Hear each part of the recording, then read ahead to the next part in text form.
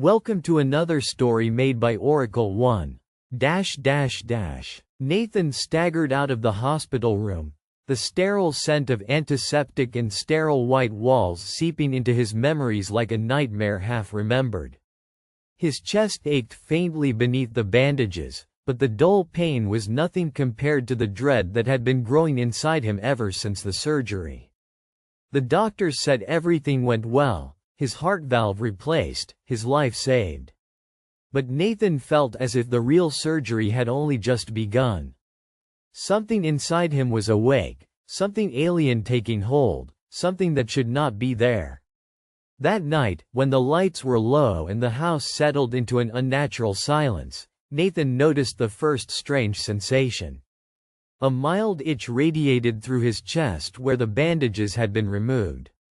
He glanced down and froze. Against the peachy skin of his upper torso was a thin, neat row of surgical stitches, fresh, red, and glistening as if placed mere hours ago.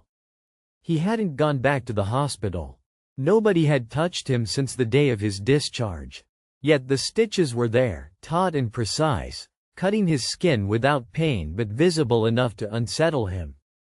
In the harsh glow of the bedside lamp, the sutures shimmered almost like threads of blood woven into his flesh.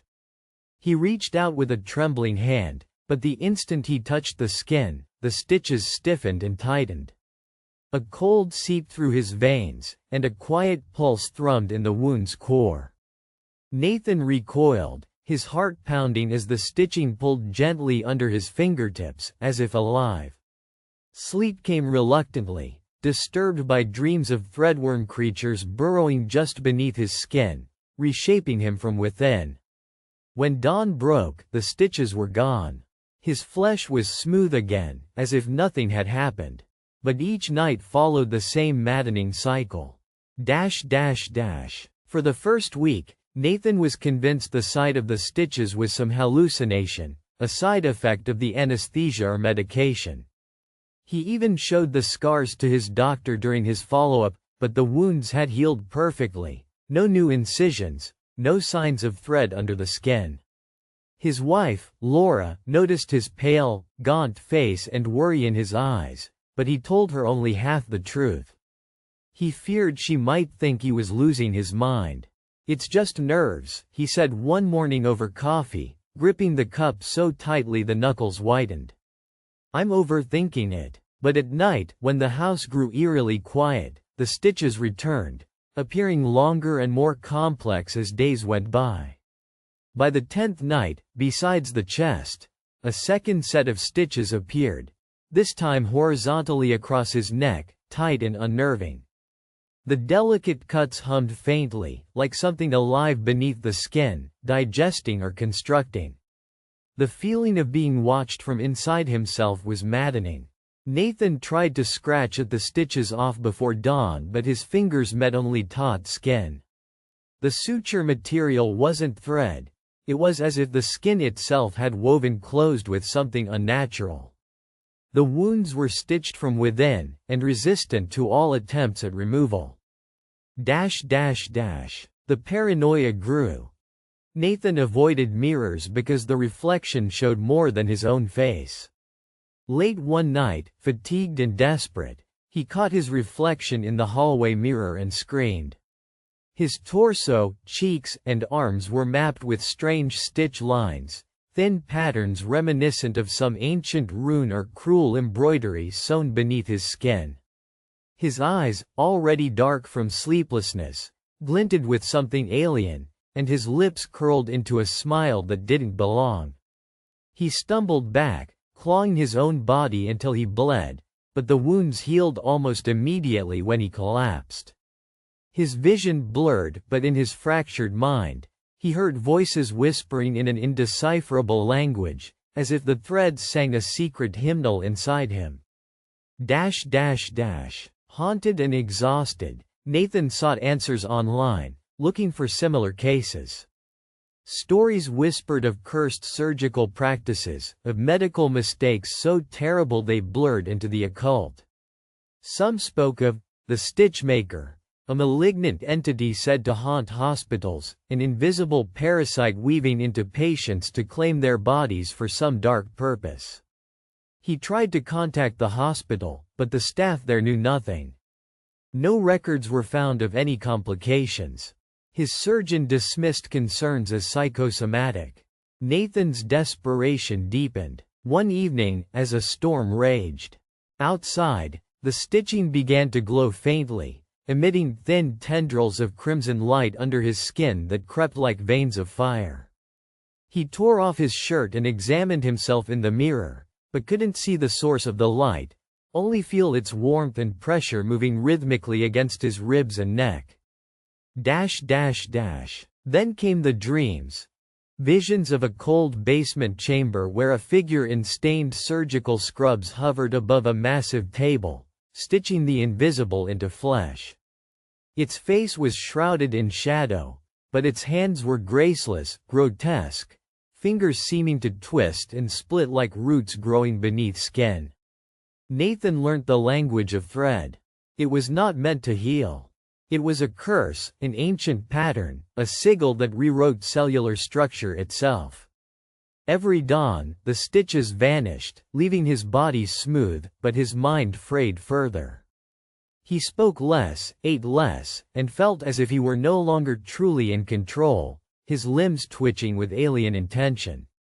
One night, his wife awoke to a wet sound in the bathroom. She found Nathan collapsed on the cold tiles, his eyes rolled back and frothing at the mouth.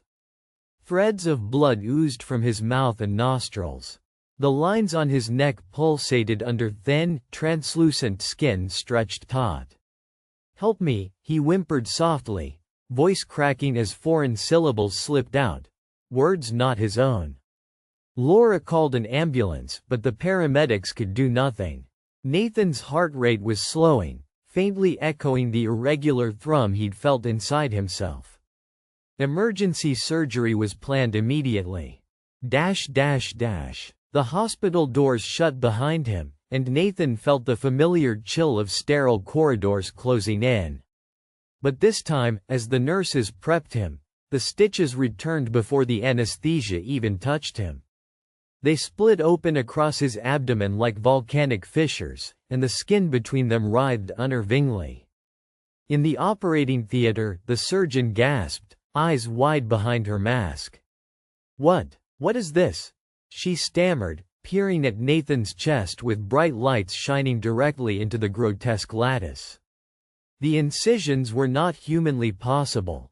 The tissue swirled with dark veins and shimmering, shifting threads beneath translucent skin patches. As the surgical team began to cut, the sutures writhed, tightening into a constricting mesh of pure darkness. Nathan's vision blurred, but through the haze, he saw his own body resisting from within, biological armor fighting the scalpels and needles. Something was living inside him. A parasite or a parasite-like curse that fed on cellular memory and his mind. Faint whispers filled the room, growing in volume, low chanting beneath the beeping machines. The next hours were a feverish blur. When Nathan awoke in ICU, he was alone. The surgical dressings had been removed, and his skin was smooth. For a moment, hope flickered. But then he noticed the pain, the deep, internal burning beneath his ribs. His arms trembled violently, and he realized something had changed. His vision blurred, as if double, and when he looked at his hand, it twisted unnaturally, fingers elongating and converging before snapping back. He screamed. Over subsequent days, Nathan's body betrayed him. The stitches no longer just reappeared, they grew inside, pumping and weaving deep strands of scar tissue and tendon through his muscles and nerves. His flesh distorted subtly at first, the texture rippling like heating wax. Slowly, pieces of his bones felt brittle, then sharp, his skin hardened and became translucent in places, veins protruding painfully beneath. Not just that, his behavior began to shift. Voices pushed from inside his throat, pulling his tongue into words he did not know. At night, his eyes gleamed faintly with an unholy light. Laura refused to abandon him. She sat by his bedside, reading old books of folklore and medicine, trying desperately to link the phenomenon to anything scientific or mystical. On the fourth night back at home, the house itself seemed to breathe under the stitches spreading beneath Nathan's chest. That night, he reached for her hand as she slept. "Help me. Please," he whispered with a voice warped, slithering with another sound beneath, a harsh clicking noise, like claws tapping on tile. When she looked closer, the skin on his hand pulsed in time with the clicking. The sutures were crawling beneath, forming shapes that looked almost like tiny limbs or mouths. Laura screamed and pulled back, but Nathan's grip was ironclad. "I'm still me," he begged. "But they're in me now." The stitches had taken over. Nathan's body was no longer his own. His blood became darker, thicker, moving sluggishly in unnatural loops beneath the cursed lattice. He was growing, changing. The morning came with a scream that shattered windows. Neighbors found Laura in the driveway, pale and shaking, clutching a bloodied scarf, while inside the house Nathan was nowhere to be found. The police search uncovered only shattered furniture and strange stains, blackened thread fragments on bloodied floors, curling like black smoke. In the room where Nathan once slept, a thin layer of flesh hung from walls, torn and embroidered with bloody sutures. It was as if someone, or something, had been unpicking his body from the inside and rewriting it, stitching him into something else. Weeks later, in a distant hospital, a janitor found a patient abandoned in a locked room. He was curled in fetal position, skin translucent and patchworked, his whispered speech fragments of another language. His arms were folded over a chest carefully embroidered with dark, living stitches pulsing with a crimson glow. He was alive, but no longer Nathan. When emergency teams tried to touch him, he hissed like a trapped creature, eyes clicking open and revealing an abyss of red-threaded veins. He was waiting for the next stitch, the next thread to be pulled. No one left him alone. No one let him be whole again. For the stitches were not just threads of skin. They were a network, a hive, a curse that controlled flesh and bone, a mark of possession without an owner. And Nathan had become its first and final host. For more stories, like and subscribe.